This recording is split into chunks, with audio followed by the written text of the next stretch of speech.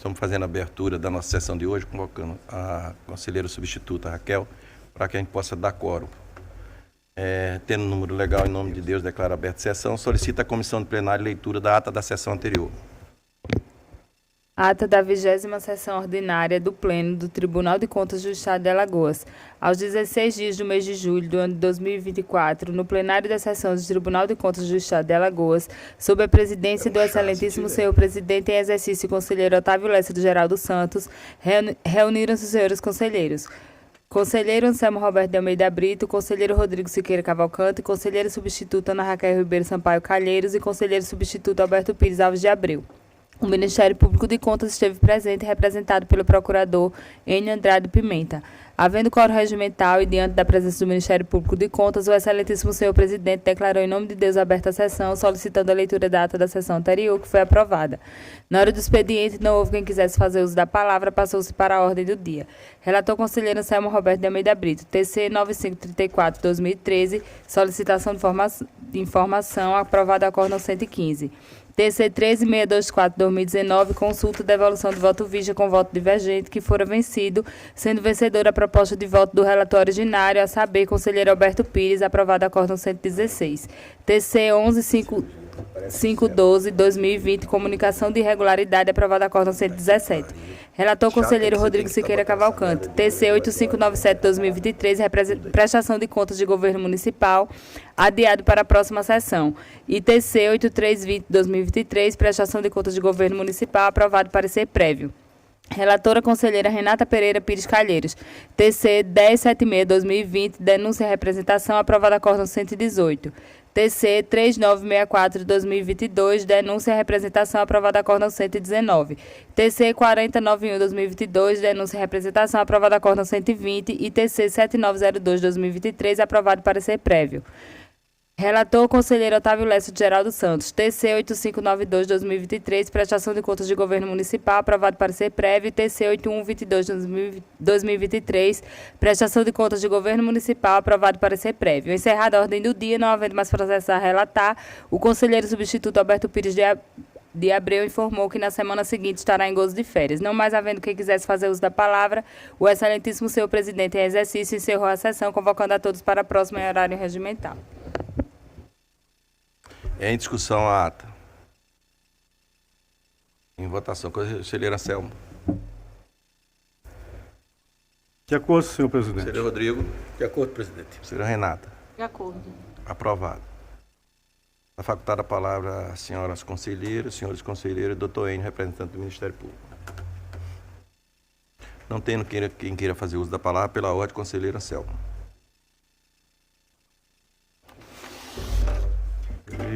Senhores conselheiros,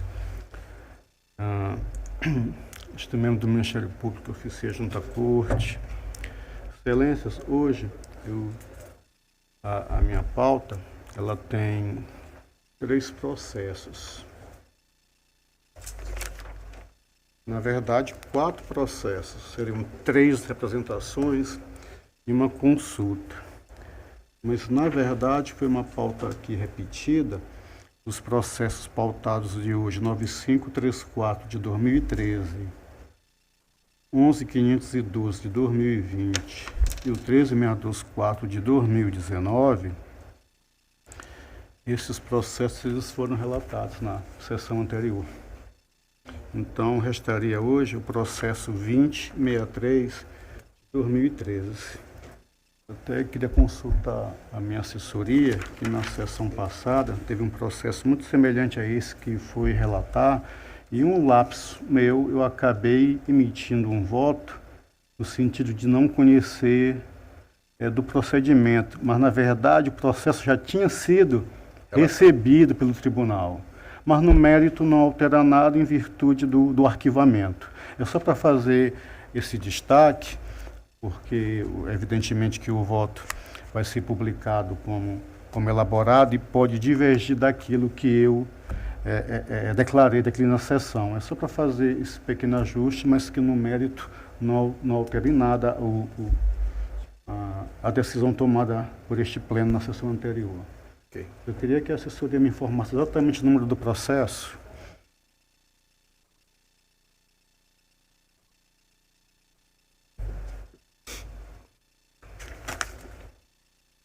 Senhor presidente, será no processo 9534 de 2013, uma representação em face do gestor do município de Campo Alegre, exercício financeiro de 2012.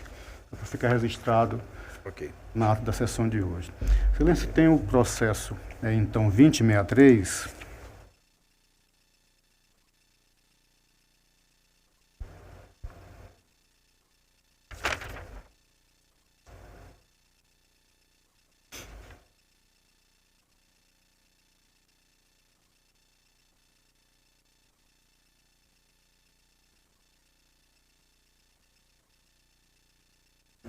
É uma representação formulada no IDOS de 2013,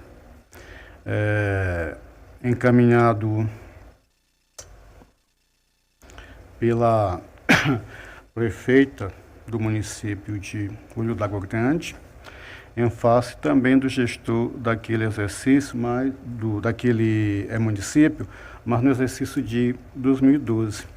Em decorrência de inúmeras, segundo ela, irregularidades verificadas quando de seu ingresso na gestão do município, especialmente na utilização de recursos do Fundeb 2012, levando a determinar a realização de auditoria particular nas secretarias de educação e também nas de saúde e de assistência social, abarcando os atos realizados no exercício 2012, colacionando aos atos, inclusive, cópia do relatório elaborado por escritório jurídico contratado por este fim, a auditoria particular feita por um escritório de advocacia. Após as tramitações estabelecidas pelos normativos dessa Corte, os autos eles foram submetidos à apreciação do Pleno do Tribunal em 2016, que proferiu uma decisão simples pela admissibilidade da representação, determinando a citação do gestor para que, querendo, se manifestasse a respeito. Foi juntado aos autos a ERS, acompanhando de envelope, com o registro de 3 tentativas frustradas de entrega de citação ao ex-gestor no endereço extraído pela pesquisa feita naquele antigo convênio do Tribunal com a Receita Federal, onde nós tínhamos acesso à parte cadastral para nossas atividades, para as atividades envolvidas pelo Tribunal, finalistas ou não. Os autos seguiram ao Ministério Público, que, através do parecer 1697 de 2024, se manifestou a respeito. E já até informo aqui de antemão que, quando do retorno dos autos ao gabinete, verificou-se o falecimento do gestor representado lá no comecinho do ano de 2019, conforme as pesquisas veiculadas por este gabinete. Então, senhor presidente, esse é o nosso singelo relatório. Senhor presidente, a manifestação do Ministério Público foi pelo arquivamento do feito. Senhor presidente, o Ministério Público trouxe as razões para a sua sugestão, o seu parecer quanto ao tema, tratando da prescrição intercorrente. Eu também entendo que o processo deve ser arquivado, principalmente em relação por falta de justa causa para a continuidade do processo, uma vez que a relação ela não foi complementada pela citação do gestor. E, sendo assim, aí também posteriormente pelo falecimento, então não existindo mais razão para que o processo ele possa continuar. Em função disso, eu também entendo que ele deve ser arquivado. Como voto, em termos bem simples, seria esse meu voto, senhor presidente. Demais dispositivos de praxe. Em discussão, processo relatado pelo conselheiro Ancel. Em votação. Conselheiro Rodrigo. Acompanho o relator, presidente. Conselheira Renata. Também eu acompanho. Aprovado, conselheiro. Continua com a palavra. Excelências, assim, infelizmente, nesse equívoco lá nosso, hoje eu só tenho esse processo para relatar, senhor presidente. Assim, está finalizar a minha pauta. Pela ordem, conselheiro Rodrigo. Presidente, eu trago para relatar processo TC de número 7798/2023. Se trata de contas de governo do senhor José Valmiro Gomes da Costa, referente ao município de Poço das Trincheiras, exercício financeiro 2022. Documentação foi protocolada nesta corte no dia 15 de março de 2023. Inicialmente, os autos foram submetidos à DEFAFON, que, por meio do relatório de número 09/2023, fez análise dos pontos de controle mínimos definidos no ato da presidência de número 104/2023 e opinou inicialmente pela citação do gestor para que apresentasse a defesa diante dos achados de auditoria. A diretoria da unidade técnica acatou a sugestão do auditor de controle externo, determinou a citação do senhor José Valmiro Gomes da Costa, que compareceu aos autos por meio do ofício de número 01/2023, apresentando parcialmente a sua defesa, oportunidade na qual encaminhou também os documentos solicitados. Diante dos novos elementos, a DEFAFON elaborou o relatório conclusivo de número 86/2023, opinando pela regularidade com ressalvas da prestação de contas.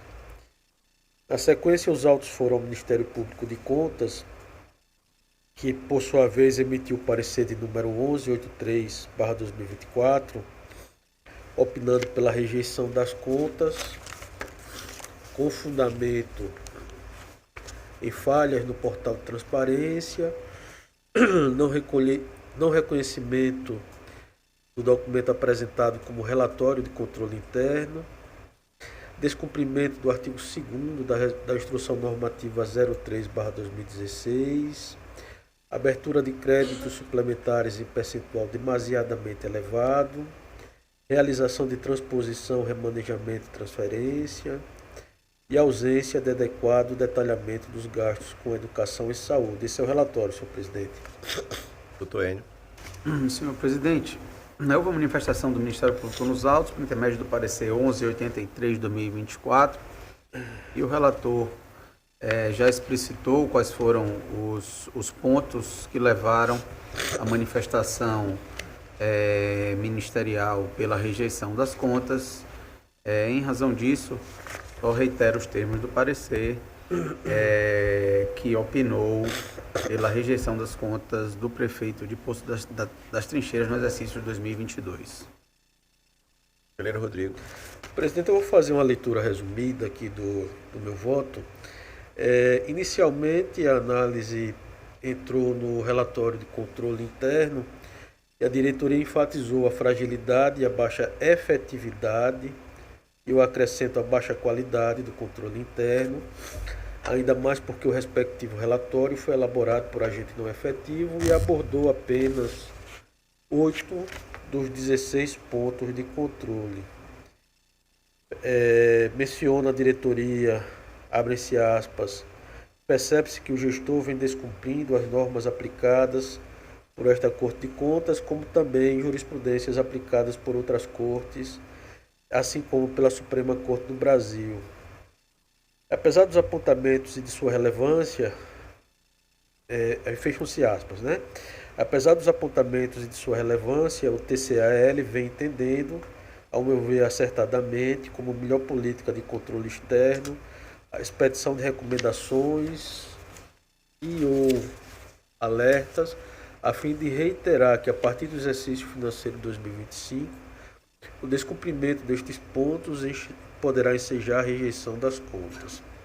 Na sequência, nós passamos a análise dos instrumentos de planejamento, verificamos o PPA, que foi elaborado e gerou a Lei Municipal 346, a LDO, tendo gerado a Lei 344, e a LOA, por fim, em consonância com o PPA e a LDO, aprovada por meio da lei que adquiriu o número 347, fixando, estimando receitas e fixando despesas no valor de R$ 59.554.000. Mencionamos também na sequência que foi autorizado a abertura de créditos adicionais suplementares decorrentes de superávit financeiro e excesso de arrecadação até o limite dos mesmos, e assim como decorrentes de anulação de dotação parcial ou total no montante de 40% da dotação inicial. Na sequência, fizemos a análise do resultado orçamentário. De essencial, senhor presidente, verificamos que houve um superávit de R$ 18.801.000 e houve um recebimento da quantia de R$ 25.538.000 referentes à concessão, permissão e autorizações ou cessão do direito de uso de bens imóveis e públicos, que foi exatamente aquela decorrente das concessões de água, esgoto. Mencionamos que a alta dependência econômica do município, principalmente com relação a transferências correntes e patrimoniais,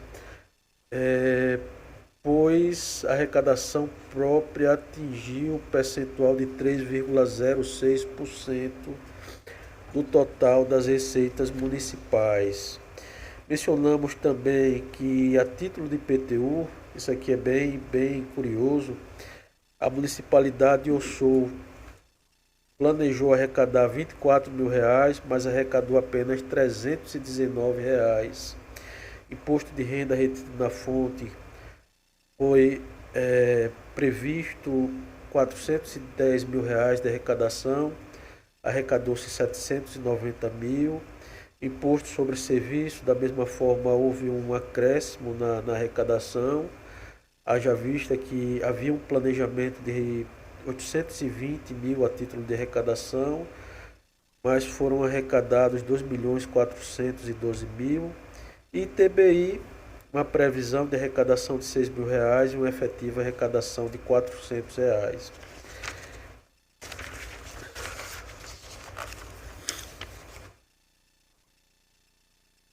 Com relação à despesa, a análise revela que a dotação atualizada foi de R$ 90.223.000.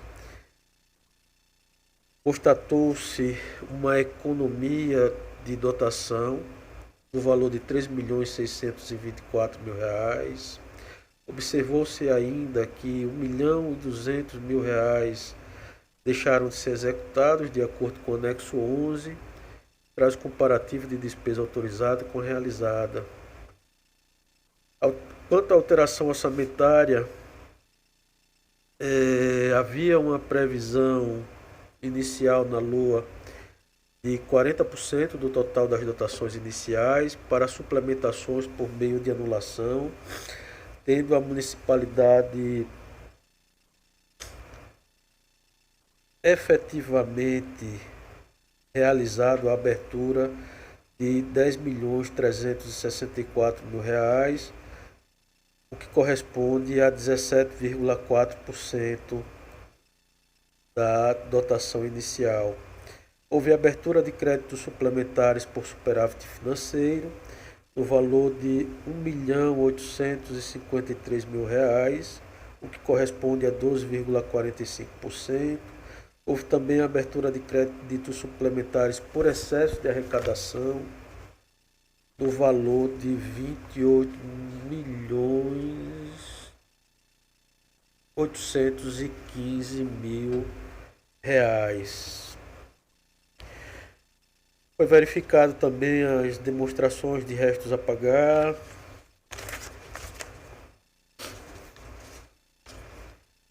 Com relação ao resultado da execução financeira, constatou-se que o município, em análise, obteve um resultado superavitário de R$ 23.366.000 e que o ente levará para o exercício financeiro subsequente um saldo de caixa correspondente a R$ 38.253.000.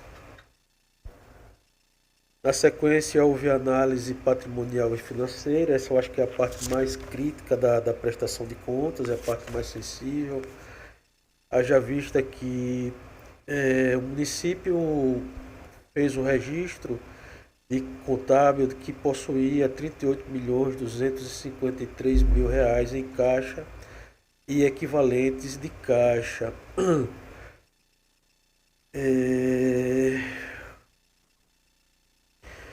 Entretanto, a diretoria concluiu que o ente tem um controle contábil deficiente, visto que os valores apontados em balanço patrimonial e em balanço financeiro divergem bastante dos extratos bancários informados, prejudicando a análise e a fidedignidade dos dados contábeis e o efetivo controle social.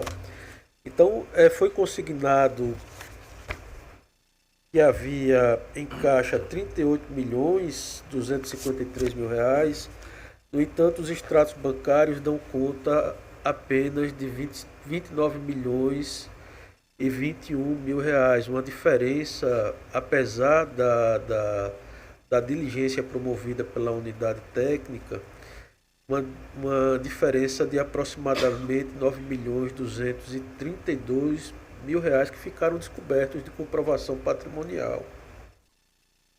Nós ressaltamos aqui que o TCE há muito vem entendendo que o não envio injustificado de documentos obrigatórios podem ser já o opinativo pela rejeição das contas sob o fundamento do descumprimento parcial do dever de prestar contas, máxime quando o documento seja essencial para análise de algum ponto de controle ou quando ficar prejudicada, por exemplo, a comprovação da integridade patrimonial do ente público. A título de dívida ativa, avançando na análise, nós verificamos que o município arrecadou R$ 189.000 em receitas de dívida ativa. Com relação ao ativo imobilizado, esse é outro ponto que eu considero bem sensível aqui na análise da prestação de contas. Ele fala que o ativo imobilizado do município alcançou um montante de R$ 16.758.000, valor que representou 29% do total dos ativos. Menciona também que verificou-se a ausência das informações contábeis relativas à depreciação, exaustão e amortização acumuladas. Esse é um ponto que vem acontecendo em outros municípios. Ademais, o valor imobilizado variou de R$ 4.295.000 em 2001 para... Aliás, variou positivamente, gerando um acréscimo de 34,46% no ativo imobilizado. Porém, quando a gente faz a análise do resultado patrimonial, nós verificamos que houve um déficit patrimonial de R$ 101.097.000. Destacamos que o valor do patrimônio líquido do exercício 2021 foi positivo. O ano anterior, o município tinha um patrimônio líquido de aproximadamente 82 milhões e em 2022 passou a ter um patrimônio negativo de R$ 18.903.000, o que caracterizou uma variação relevante por reverter um resultado de ativo real líquido em passivo real a descoberto. Menciona-se que o quadro das demonstrações das variações patrimoniais, no intuito de conhecer a natureza dos valores dos itens relevantes, compõe a variação patrimonial aumentativa e as variações patrimoniais diminutivas. Ao verificar a variação patrimonial diminutiva, foi constatado que o resultado do patrimônio líquido negativo decorreu principalmente da escrituração de de VPD de constituição de provisões no valor de R$ 169.186.000, sem maiores esclarecimentos quanto à origem do registro, ainda mais porque o gestor não encaminhou junto à contabilidade as suas notas explicativas. Mencionamos que o gestor não conseguiu esclarecer satisfatoriamente como o município perdeu durante aquele exercício financeiro a quantia correspondente a 101 milhões de seu patrimônio, de modo que nós entendemos que por esse motivo e em razão também da não comprovação patrimonial correspondente a 9 milhões, as contas devem ser rejeitadas. Passamos a análise dos limites constitucionais e legais, verificamos o cumprimento do limite de educação, com aplicação de 25,95%, com relação ao Fundeb, todos os itens de análise, o Fundeb 70%, 90%, todos eles foram cumpridos também. Com relação a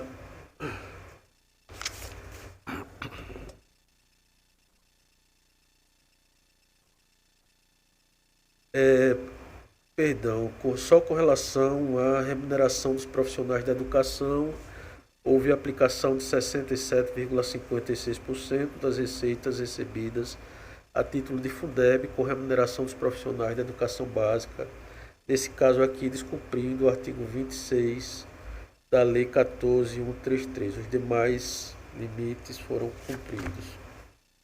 Com relação à saúde, também houve o cumprimento, com aplicação de 20,65%. O repasse do 12º, da mesma forma, dentro do limite constitucional e também respeitando o orçamento. Despesa com pessoal, verificou-se que houve o atingimento de total de despesa do Poder Executivo em 30,67%. E Poder Legislativo em 0,96%. Dívida consolidada líquida também dentro dos limites preconizados pela Lei de Responsabilidade Fiscal.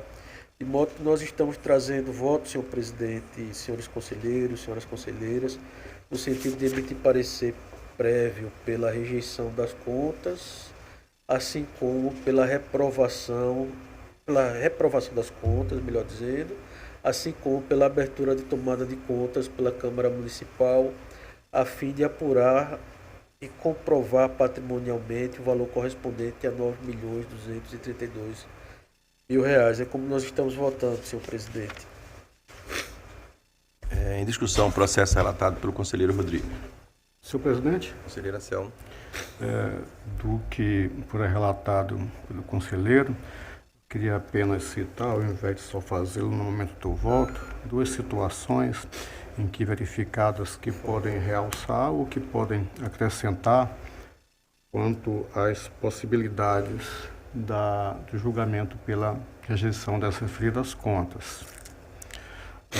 Seria, na verdade, a abertura de créditos suplementares no valor de quase R$ 2 milhões, sem o necessário substrato na forma do excesso de arrecadação para a sua abertura.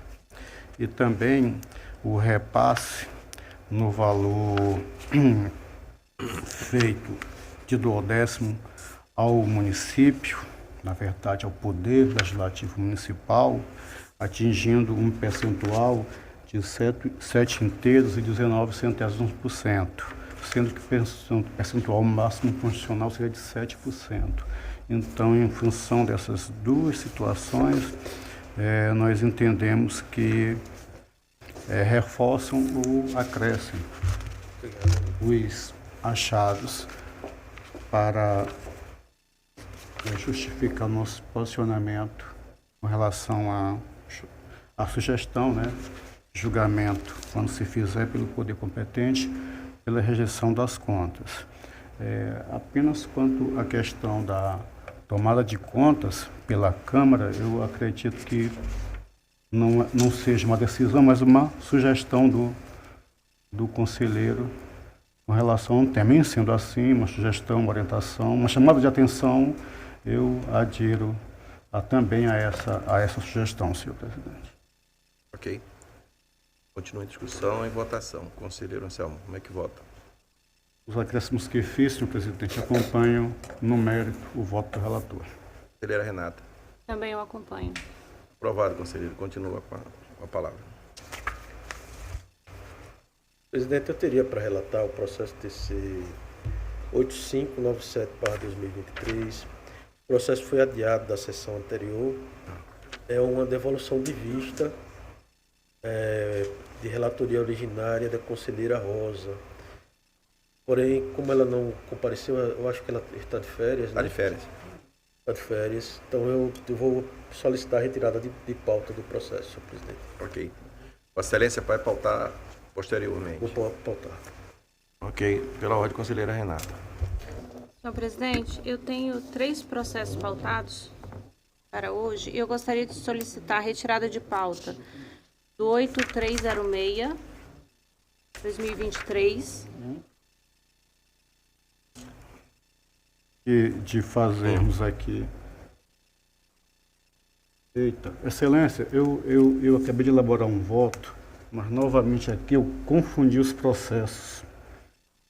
Eu queria pedir permissão de Vossa Excelência, mesmo você já tendo proclamado o julgamento, para que eu possa me manifestar verdadeiramente em função, desculpe, conselheira, do processo 7798, que relatou o conselheiro Rodrigo. Eu acabei aqui até já antecipando, até antes da relatoria, excertos de outro voto e de outro relator. Eu queria que Vossa Excelência permitisse eu fazer esse ajuste novamente. Ok. Conselheira Renata, um minutinho. Pode falar. Excelências, então, aqui com relação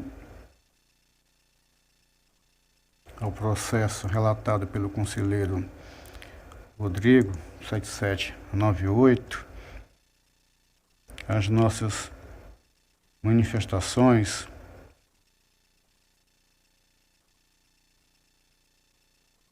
se dariam sobre os seguintes aspectos. Seria pelo descumprimento do artigo 202 da Constituição Federal, pela aplicação de apenas, eu vou aqui arredondar para menos, mas que é desprezada a parte dos reais, R$ 8.977.000 na manutenção e desenvolvimento do ensino. E também pelo não cumprimento do limite mínimo na aplicação que dispõe o artigo 26 da Lei 4.103 de 2020, com relação àqueles gastos mínimos para o Fundeb, que o mínimo exigido é 70%, e na análise das contas apenas verificamos o valor de 63,55 E com relação ao limite anterior, dos 25%, na verdade foram cumpridos 24,74%. E quero só para deixar aqui registrado o porquê desse percentual, é que quando no cálculo feito pela DEFAFON com relação ao limite do mínimo condicional em educação, a DEFAFON, além de não considerar no cálculo cerca de R$ 24.190 de impostos advindos do Simples, utilizou como despesas para a configuração do limite o PENAT e o ProJovem, que não se prestam a esta finalidade. E, sendo assim, com a exclusão, o limite ele não atingiria os 25%. Com relação ao valor dos 70%, quanto ao funcionário do magistério, tendo a condição daquele percentual que eu declinei anteriormente, na verdade, o que se observa aqui é que, mesmo após diligência, foi configurado que, na verdade, o cumprimento se deu na ordem de 67,56% do exercício do Fundeb, que assim distribuiria o limite mínimo. Em sendo assim, neste valor aqui dado, após as explicações do gestor, pelos cálculos que fizemos, nós apenas consideramos o valor de 63,55%, porque das próprias rubricas utilizadas, e aqui eu não vou quantificá-las, mas apenas isso por aqui, por extenso, pagamentos profissionais de ensino fundamental, 70%, 16.132.000. E pagamentos profissionais do ensino infantil, 60%, 2.362.000, eles atingem apenas o percentual de 18.495.000, o que aí dá esse percentual de 63,55%, distante daquele percentual mínimo de 30%. As próprias rubricas utilizadas são lá expressas os valores que foram utilizados para esse fim. Então, por uma simples soma aritmética, esse valor não atinge os 70%, senhor presidente. Essa é a minha retificação e peço desculpas ao relator pelo equívoco e a Vossa Excelência também. Quer fazer alguma colocação? Mas no mérito permanece a situação como antes. Ok. Conselheira Renata, com a palavra. Senhor presidente, conforme já solicitado, processo 8306 para retirada de pauta. O processo 8239, eu gostaria de solicitar o adiamento. E vou relatar o processo TC 04997-2024. Se trata de representação autuada por meio de manifestação 33/2024 da ouvidoria do Tribunal de Contas, em face da Câmara de Vereadores de Maceió, diante da inexistência de cargo de contador no edital número 1/2024 do concurso público da Câmara de Vereadores de Maceió, situação que supostamente incorre no descumprimento da Instrução Normativa 003/2016 desta Corte de Contas, devido à ausência de servidor efetivo na área de contabilidade pelo Legislativo Municipal. A Presidência concedeu o juízo positivo de admissibilidade e, em 15 de abril de 2024, a Presidência concedeu o juízo e o Ministério Público exarou o parecer 18/12/2024, no dia 30 de abril de 2024, da lavra da Procuradora Estela Mero Cavalcante, que opinou pelo juízo positivo de admissibilidade, apuração dos fatos e notificação para a garantia do contraditório e ampla defesa. Em 30 de abril, o processo retornou ao gabinete e permaneceu até a presente data, até o relatório. Senhor presidente, a manifestação do MP nos autos, por intermédio do parecer 18/12/2024, pela admissibilidade da presente representação, tendo em vista os indícios de descumprimento da Instrução Normativa 03/2016 desse tribunal, pedindo a devida instrução processual e, após o encerramento da instrução, que os autos retornem ao Ministério Público para sua manifestação final de mérito. Conselheira. Bom, de acordo com o artigo 2º da Instrução Normativa, a partir de janeiro de 2018, o Tribunal adotará como critério de fiscalização para todos seus jurisdicionados a exigência de que os serviços contábeis e jurídicos do município de natureza administrativa permanente e contínua deverão ser executados por servidores efetivos constantes do quadro permanente de pessoal.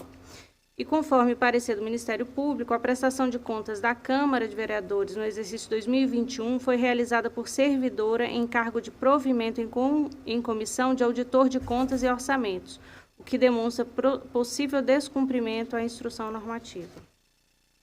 Assim, considerando a relevância dos fatos trazidos e em razão da possível irregularidade na não observância e instrução normativa, trago meu voto no sentido de receber e conhecer a presente representação, notificar o presidente da Câmara de Vereadores de Maceió, senhor Galba Novaes de Castro Neto, para tomar ciência do inteiro teor da decisão e no prazo de 15 dias se manifestar acerca dos fatos alegados, bem como apresentar as demais informações e documentos que entenda necessários, em especial os motivos de suposta inobservância da instrução normativa e as razões da ausência de vaga para o cargo de contador no edital do concurso público, caso a Câmara não possua servidor em contabilidade no seu quadro efetivo.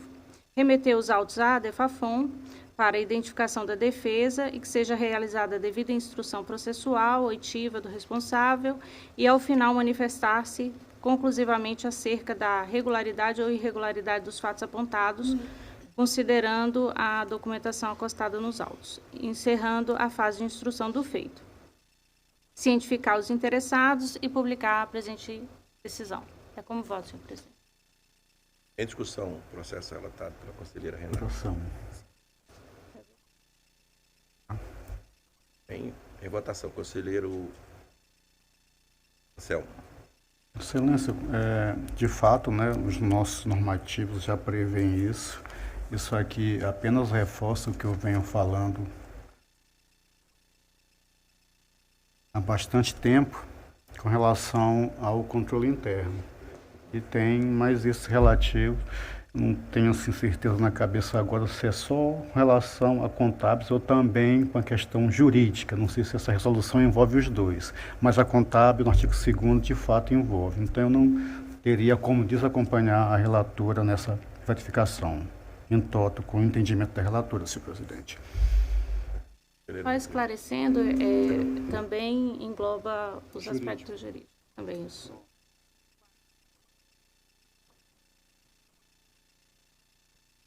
Entendi. No jurídico ele também está exigindo, mas o jurídico, se eu não me engano, posso estar enganado, houve uma decisão com relação nós fizemos há muito tempo atrás, no tribunal, uma resolução onde era exigido e foi dado um prazo de 6 meses para que todos os municípios providenciassem um concurso para ter pelo menos um procurador e um contador efetivo. E parece que houve, quem tiver lembrado disso aí, uma decisão do Supremo Tribunal Federal com relação à parte dos advogados. A parte do contador, do que eu lembro, me permaneceu. Eu queria que se alguém tivesse, doutor Enio, houve uma decisão recente, né, do Supremo, dizendo que a instituição de procuradorias jurídicas municipais seria uma faculdade do município. Entretanto, se houver instituída a procuradoria, ele tem que fazer o concurso. Mas aí o município pode escolher, né, se vai ser feita a representação jurídica por intermédio de procuradoria própria ou por escritório contratado.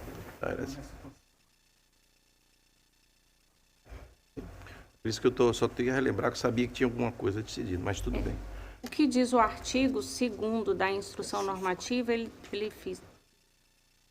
coloca a exigência de que os serviços contábeis e jurídicos do município, de natureza administrativa permanente e contínua, deverão ser executados por servidores efetivos constantes do quadro permanente de pessoal. A gente tinha isso. Só que eu lembrei que, posteriormente disso, Sim. houve essa decisão lá de Brasília com relação aos advogados. Por isso foi bom, doutor, relembrar com relação à procuradoria. Resolução afirmando que o tribunal ele não estava impedido que se contratasse, né, os escritórios, mas apenas que naquelas áreas específicas próprias deveria ter a orientação, por assim dizer, efetiva, né? Efetiva que eu falo em trocadilho, concursado, por assim dizer.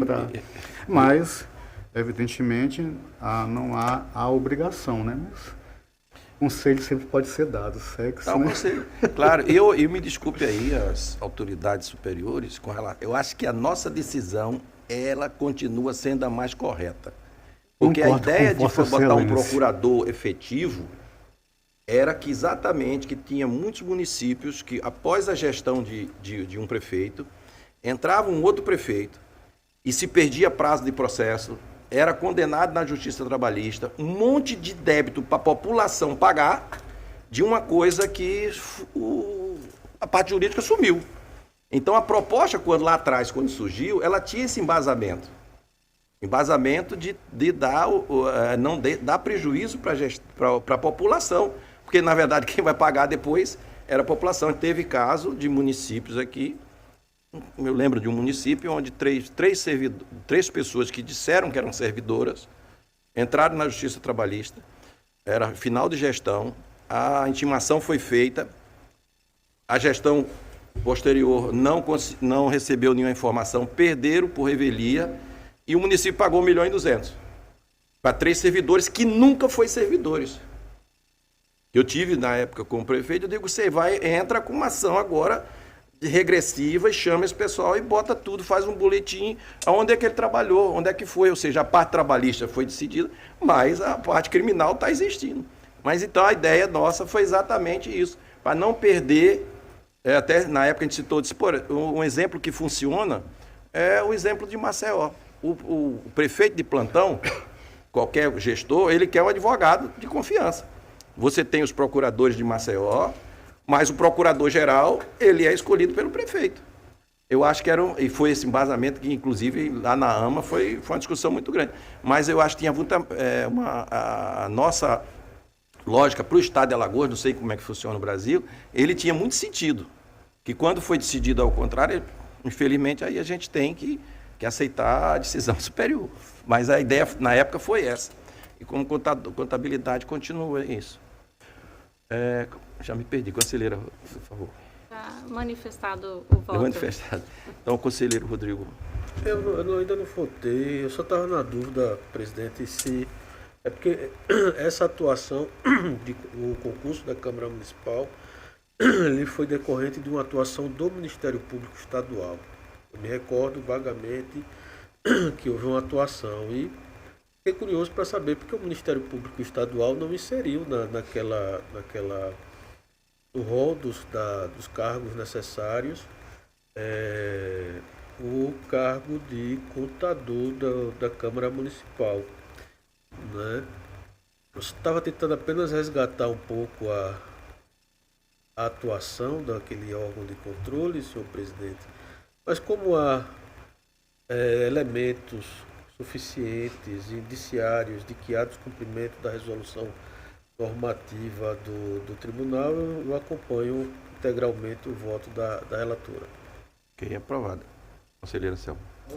Gente, às vezes, nas nossas discussões, às vezes é bom ficar a dúvida para que depois nós cada um pesquisemos, né? Mas você tem uns colegas que nas discussões lançam mão do aparato tecnológico, né? A discussão perde aquela graça. Eu não gosto de fazer isso, mas me chamou a atenção em complemento ao que o colega Enio falou, trazer aqui a informação que é nesse sentido, a DI 6331. Aqui a informação, deixa eu ver se eu consigo localizar aqui a data. 15 de abril de 2024. Foi recente. Aqui no final diz assim, na verdade foi uma situação criada em Pernambuco, onde a Constituição mandaria, a Constituição Estadual, determinava, né, a instituição de procuradorias nos municípios, assim como também autorizava a contratação de advogados ou sociedade de advogados para tais funções. Aí, o que entendeu a Procuradoria?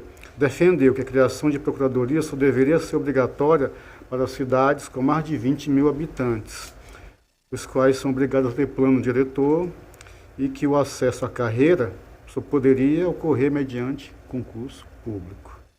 Aí fala da autonomia municipal e, ao final,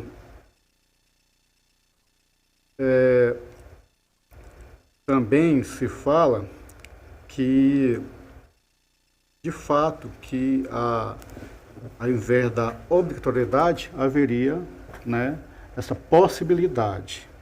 E, claro, entendo essa possibilidade, também a única forma de fazê-lo seria através do concurso público.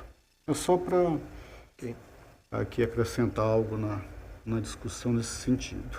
Conselheira? Senhor presidente, eu encerro minha pauta. Tendo mais. Conselheira Raquel. Não tenho pauta para a sessão de hoje, senhor presidente. Conselheiro Sérgio? Sem pauta, senhor presidente. Eu tenho um processo a relatar, pediria o conselheiro Selmo. Vossa Excelência. Não, você pode continuar daí. Tá bom. Então, com a palavra o presidente Anselmo.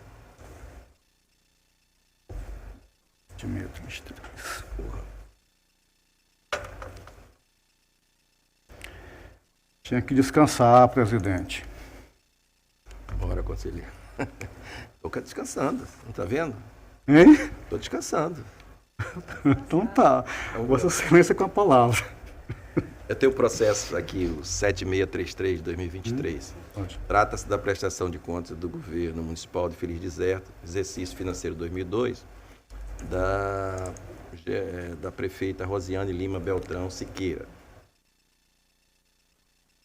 A DEFAFON analisou, por meio do relatório 8 de 2024, assinado pelos agentes do controle externo, Alícia Helena Cavalcante de Moraes, e abrangeu os aspectos abaixo descrito: instrumento de planejamento, aspecto orçamentário, aspecto financeiro, análise e cumprimento de limites relativos à saúde e ensino, um gasto pessoal, repasse do duodécimo, gestão fiscal e transparência e controle interno. O gestor foi devidamente notificado e apresentou a defesa. A DEFAFON emitiu um novo relatório, número 88 de 2024, sugerindo a regularidade com ressalva das contas da prefeita do município de Feliz Deserto, bem como apresenta recomendações ao prefeito ou a quem vier sucedê-lo. Em análise, o Ministério Público de Contas, por meio do parecer 2336/2024, palavra do Dr. Ricardo Schneider, opinou preliminarmente pela nulidade processual, e essa parte já foi vencida aqui no nosso pleno. Superando essa preliminar, opinou pela rejeição das contas do governo municipal relativos ao exercício de 2022, com ressalva, determinações e recomendação. É o relatório. Excelência, doutor Enio. Senhor presidente, o Ministério Público se manifestou nos autos por intermédio do parecer 2336 de 2024, onde inicialmente foi alegada a preliminar da condução da diretoria técnica por servidor puramente comissionado, à época da emissão do parecer, situação essa que já foi debatida aqui no tribunal, e no mérito, em ultrapassada preliminar, a manifestação do Ministério Público foi pela rejeição das contas prestadas, em especial pela insuficiência da atividade de controle externo, pela ausência de servidor efetivo em descumprimento ao normativo 03 de 2021 desse Tribunal de Contas. Além dessa situação de irregularidade, para que ensejou a manifestação pela rejeição das contas, foram apontadas diversas ressalvas, em especial quanto à observância de normas contábeis, né, quanto à administração orçamentária, financeira e patrimonial daquela municipalidade, autorização excessiva de créditos adicionais no valor de 40% da receita prevista, omissão quanto à divulgação no portal da transparência das leis orçamentárias, PPA, LDO e LOA, bem como de informações sobre a execução orçamentária e financeira, falhas do planejamento e na estimativa de arrecadação municipal, em especial quanto à receita patrimonial atípica, aquela decorrente das outorgas, né, de saneamento, frustração de receitas, insuficiência de arrecadação do IPTU, bem como atrasos quanto à transmissão do CIOP e CIOPS, né, de dados referentes à educação e saúde no exercício de 2022. Ademais, acrescentou ainda determinações e recomendações a fim de que sejam corrigidas as ressalvas apontadas, bem como foi proposta a instauração de procedimentos de monitoramento da presente decisão, além de auto de infração em virtude do descumprimento de normas legais para a devida penalização do gestor responsável. Essa é a manifestação, senhor presidente.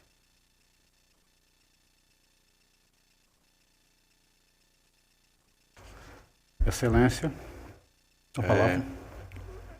Com relação à transparência fiscal, foi verificado que nem todos os documentos do demonstrativo exigido pela legislação estão publicados no portal, bem como o PPA, Lei de Diretriz Orçamentária, e a Lei Anual.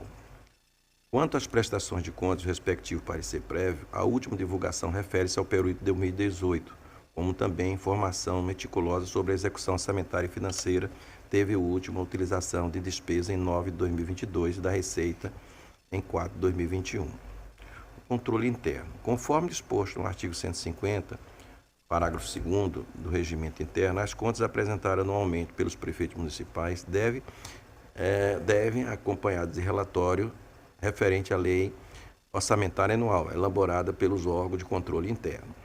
Sendo assim, após análise de comparativo entre o anexo 1 da Instrução Normativa 3 de 2011 e o relatório de controle interno, constata-se que o relatório enviado pelo ente é bem sucinto, deixando o ente de se manifestar sobre todas as áreas de atuações definidas da referida instrução. Isso a gente está percebendo que todas as prestações de conta, quando ele passa para o controle interno, a gente ainda tem que estar fazendo um trabalho ainda de garimpagem, porque ainda é colocado no controle interno pessoas que efetivamente não estão totalmente capacitadas. Então, ele, quanto menos falar, ele acha que já resolveu o problema, está de acordo, ok. Então, a gente está percebendo em quase todas as informações que ela está vindo bem resumida, simplesmente concordando com aquilo que está sendo prestado. Que é um trabalho, eu acho que o tribunal, a gente tem que pensar depois como fortalecer a tese da responsabilidade do controle interno. A gente já percebe uma deficiência das pessoas que estão lá. Então, eu acho que através dessa exigência do concurso, eu acho que aí o nível de controle interno ele vai exigir uma melhora na capacidade técnica. Com relação ao instrumento de planejamento e resultado orçamentário, todos os instrumentos de planejamento e execução orçamentária foram devidamente aprovados e publicados. A LOA estimou a receita e fixou as despesas em 29.104.000. A receita arrecadada do município foi de 45.912.000, havendo um excesso de arrecadação de 16.818.000. Já a despesa realizada foi no valor de 41.549, evidenciando assim um superávit orçamentário de 4.363.000. Com relação aos créditos adicionais, referente aos créditos adicionais, a Lei Orçamentária Anual inicialmente autorizou a abertura de créditos adicionados suplementares decorrente do superávit financeiro e excesso de arrecadação até o limite do seu limite apurado, e para os créditos adicionais de anulação parcial ou total até o limite de 40% das mesmas. Em 24 de agosto de 2022, por meio da Lei 499 de 2022, foi autorizada a abertura de crédito suplementar no orçamento vigente até o limite de 15%, com vigência a partir da data da publicação. Sendo assim, para análise dos créditos adicionais, levamos em consideração dois períodos, o crédito adicional em abertura até 23 de agosto e os créditos abertos a partir de 24 de agosto, sendo assim que apuramos que até 23 de agosto de 2022 foram abertos créditos suplementares, tendo como origem anulação de dotação. O montante de 10.345.000 fazendo o percentual de 34,52 e a partir desta data o volume total de 1.719.000, fazendo um percentual de 6,37 por anulação de dotação, cumprindo o ente com os limites estabelecidos em lei. A receita corrente líquida. A receita corrente líquida no exercício de 2022 foi de 44.207.000. No entanto, foi verificado que o ente recebeu emendas parlamentares individuais e de bancada. Sendo assim, a receita corrente líquida do ente foi ajustada para fins de cálculo nos limites de endividamento e de despesa com pessoal nos valores de 43.887.000 e 43.587, respectivamente. Os limites constitucionais. Para a verificação do cumprimento dos limites constitucionais, foram analisados os anexos 6 do Programa de Trabalho, 7, Despesa de Função, Subfunção. Para aplicação mínima de ações de serviço público de saúde, cumpriu em 17,56. A manutenção e desenvolvimento do ensino, cumpriu 26,57. O limite obrigatório do FUDEP. Mínimo de 70% da remuneração dos profissionais de educação, cumpriu com 70,98. Proporção de 50% complementação da união do FUDEP. Educação infantil, cumpriu 73,77. Mínimo de 15% na complementação da união do FUDEP. Despesa capital, cumpriu 18,53. Máximo de 10% do superávit, percentual não aplicado, de 1,95. Deste modo, conclui-se que o ente cumpriu todos os limites exigidos pela legislação pertinente, com gasto de pessoal. Na verificação dos limites de gestão com pessoal, o percentual dessa relação de receita corrente líquida do município foi de 27,12, o qual demonstra que o ente cumpre os limites estabelecidos na LRF. Do repasse de 1/10, de acordo com os valores apurados, verifica-se que o ente cumpriu com o limite constitucional. Do resultado primário e nominal, tanto o resultado primário quanto o resultado nominal do município Feliz Deserto superam o valor previsto na LDO para o exercício. A transferência de outorga, em 2022, apurou-se que o ente recebeu 7.030.000 referente ao recurso de outorga, devidamente registrado nos demonstrativos contábeis. Do balanço orçamentário, o valor está registrado com a receita patrimonial, na conta de exploração do patrimônio imobiliário do Estado, como também no anexo 10, comparativo da receita orçado com o arrecadado e no balanço financeiro com receita orçamentária vinculada na conta de transferência de recursos de outorga. Passo por voto. O Tribunal de Contas emitiu um parecer prévio recomendando a aprovação com as seguintes ressalvas, determinações e recomendações e encaminhamento dos seguintes termos. Número 1. Com base no procedimento aplicado sobre a ótica qualitativa de análise sobre a execução do orçamento do Estado, conclui-se que o excesso feito pelos feitos da ressalva constatadas, foram observados que os princípios constitucionais e legais que regem a administração pública, bem como as normas constitucionais, legais e regulamentares na execução dos orçamentos dos municípios e nas demais operações realizadas com recursos públicos municipais, em especial com o que estabelece a Lei Orçamentária Anual. 1.1. A descrição completa dos fundamentos para emissão de opinião sobre a execução dos orçamentos do município consta no relatório sobre as contas do município de Feliz Deserto. 2. A partir da análise do relatório, deve ser ressalvadas as seguintes ocorrências mencionadas no corpo do documento. A. Ausência de servidor efetivo dos órgãos de controle. B. A inobservância das normas contábeis quanto ao correto registro dos fatos ligados à administração orçamentária, financeira e patrimonial do ente fiscalizado. C. A insuficiência da atuação do órgão de controle, na observância da integridade dos pontos de controle estabelecido na Instrução Normativa 3/2011 e a ausência de servidor efetivo. D. Autorização excessiva para abertura de créditos adicionais suplementares ao patamar de 40%. E. A omissão quanto à divulgação do portal de transparência, PPA, LDO e a LOA, informação sobre a execução financeira e orçamentária. F. Resultado orçamentário e execução da receita, falhas de planejamento e na estimativa de arrecadação do município. G. A frustração de receita insuficiente de arrecadação, baixa efetividade na arrecadação de PTU. E H. Atraso quanto à transmissão via CIOP e CIOPS dos dados referentes à educação e saúde do exercício 2022. Item 3. Determinar o governo municipal de Feliz Deserto. A correção das falhas de natureza contábil identificadas e que na próxima prestação de contas as referidas normas regulamentares seja devidamente cumprida, sobre a pena de que as contas serão consideradas irregulares com a imposição de sanções decorrentes. B. A integral observância da Instrução Normativa 3/2011 do TCE pela manifestação do órgão de controle municipal em relação a todos os pontos de controle nele estabelecidos, referentes ao exercício 2022, e que na próxima prestação de contas a referida às normas regulamentares seja devidamente cumprida, sobre pena que as contas sejam consideradas irregulares, com a imposição de sanções decorrentes. C.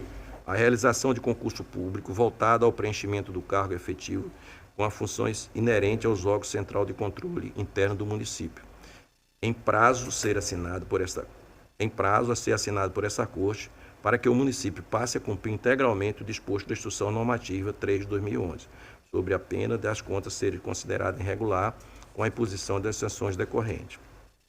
E a correção das falhas quanto à divulgação do portal de transparência e informação pormenorizada sobre a execução financeira e orçamentária e que nas próximas prestações de contas as referidas normas legais sejam devidamente cumpridas sob pena das contas serem consideradas irregulares, com a imposição de sanções decorrentes.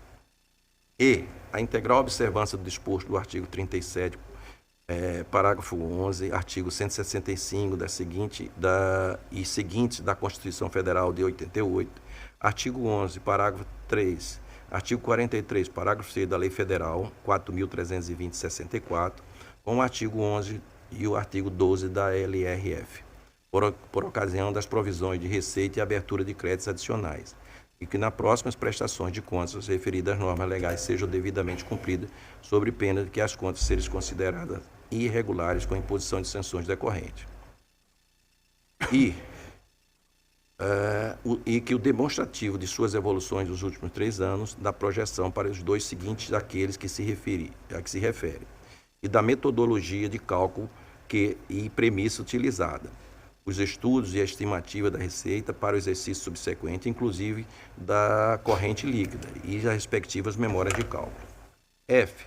O cumprimento do disposto do artigo 11 e 58 da LRF, para que no próximo exercício o ente evite os esforços indispensáveis à efetivação da arrecadação de impostos sobre a propriedade predial, o IPTU, em relação à previsão orçamentária, comprovando as providências adotadas no âmbito da fiscalização da receita e combate à sonegação, as ações de recuperação de crédito da instância administrativa e judicial, bem como as demais medidas para o incremento da receita tributária e de contribuições, sobre pena de as contas serem consideradas irregulares com a imposição das sanções decorrentes. E o 4, recomendar ao governo municipal de Feliz de Zé limitar o uso de créditos adicionais suplementares por prévia autorização da própria LOA e um patamar razoável de no máximo de 30% da despesa fixada na respectiva lei orçamentária. Caso necessário superar o referido limite, recorrer à autorização parlamentar específica, a fim de evitar comprometimento do papel constitucional do Poder Legislativo. B. A observância no prazo estabelecido para a remessa de informações necessárias para a alimentação do Sistema de Informação Público de Educação, o CIOP, e o Sistema de Informação sobre Orçamento Público, o CIOPS, plataformas da saúde, a plataforma mantida por órgãos federais, a fim de evitar sanções que possam configurar danos à administração pública municipal, como a suspensão de transferência voluntária pela União, com repercussão negativa sobre as contas futuras e podendo ser rejeitada. E dos encaminhamentos, número 5, é remeter cópia do voto ao relator, com parecer prévio ao gestor epigrafado por meio postal e aviso de recebimento. B. Remeter, após o trânsito julgado, a cópia do parecer prévio à Câmara Municipal, conforme determina o artigo 149 do Regimento Interno do Tribunal. C. Publicar a presente decisão ao Diário Oficial Eletrônico deste Tribunal. E D. Retornar o processo ao gabinete do relator após o cumprimento do dispositivo acima, para que outras medidas sejam necessárias. Como voto, senhor presidente. Excelências, em discussão e votação, o voto do conselheiro Otávio Lessa. Nesse momento, senhor presidente, eu queria apenas fazer o registro com relação à abertura de créditos adicionais. Eu verifiquei que nos autos, os créditos adicionados foram abertos numa ordem de 92% a mais do que a autorização dada pelo Legislativo. Com relação aos créditos suplementares abertos, eles até obedeceram o que estava previsto nas duas leis, a originária, que é o orçamento, e a que veio a seguida, graduando para mais a abertura dos créditos suplementares por anulação de dotação. Abriu 41%, já é um percentual alto, né? O problema maior, ou ali rivalizado com esse percentual, são as outras rubricas, as outras fontes que não se põe limite algum. Ou o limite que está lá é o limite que arrecadar. Então, fazendo assim dando uma referência, por exemplo, de cada R$1 autorizado pelo Legislativo, o município abriu 92 centavos. É muito. Né? E sem aquele... Parece justamente aquilo que a Constituição queria vedar, né? A abertura, a concessão de o conhecido chamado no meio aqui do controle externo, cheque em branco para abrir esses percentuais. O que realmente eu concordo com Vossa Excelência aí é algo alto. E também a questão do controle interno, como já no voto inaugurado por Vossa Excelência, que nós começaríamos a ter uma atitude mais assim forte a partir das contas julgadas do ano de 2025, né? Então, só para destacar isso e até antecipando meu voto com Vossa Excelência no mérito dos autos. Aberta ainda a discussão. Como votaria o conselheiro Rodrigo? Apoio o relator. Como votaria o conselheiro Renato? Acompanho o relator. Aprovado, senhor presidente. Excelência. Eu não tenho mais pauta para o dia de hoje. Devolvida a presidência, excelência. Está facultada a palavra às senhoras conselheiras, senhores conselheiros, doutor Enio, representante do Ministério Público. Não tendo quem queira fazer uso da palavra, em nome de Deus declaro encerrado, convocando para a próxima terça-feira no horário regimental.